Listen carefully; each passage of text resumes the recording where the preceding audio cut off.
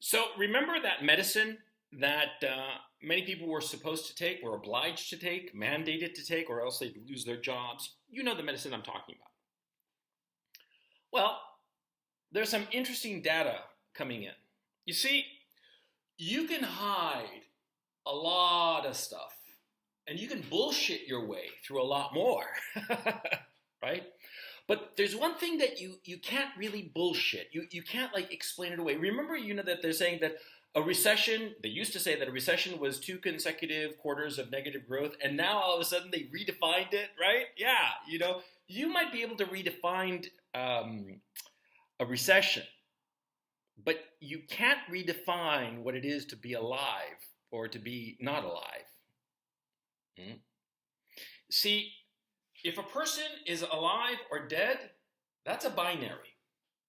If a person exists or does not exist, it's a binary.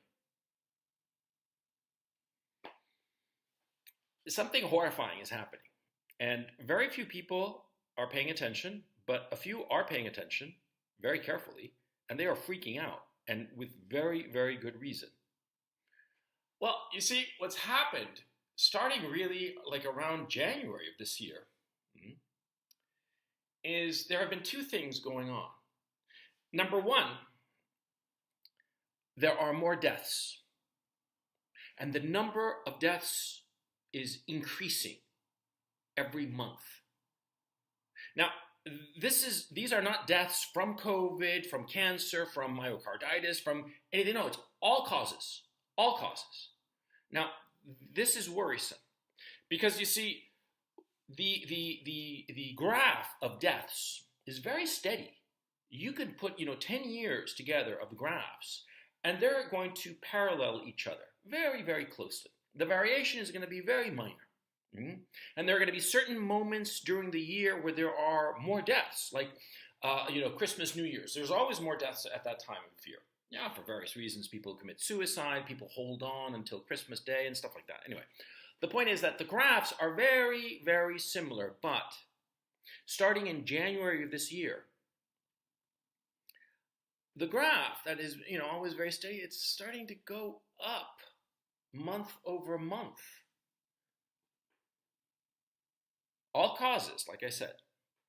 But interestingly enough, the age groups tend to correspond to the people who got the you-know-what.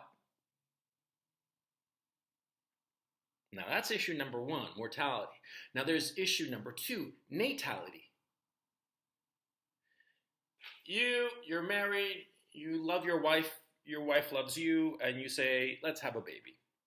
And you try, and maybe she gets pregnant, maybe she doesn't, it happens.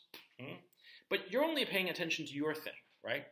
But when you look at things statistically, insofar as natalities are concerned, again, it's very steady. The graph is exceedingly steady year over year. You put together, again, 10 graphs of 10 years, and all the lines are pretty much going to parallel one another. And they're going to be very, very close. Except starting in January of this year. Now, there was one graph I saw, I think it was Great Britain, that the first month they saw a drop in natality of a little over 5%. And that was like, whoa, that's weird. And then the next month, it was a little over 8%. And then the month after that, it was 11%. The drop in natality is increasing. And people are seeing it all over the place. In Taiwan, it's something like over 25% at this point. And you could say, well, it's Taiwan. They're worried about China.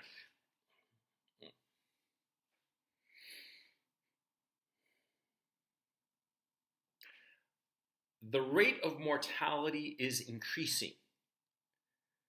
And the natality is decreasing. Now, you don't have to take my word for it.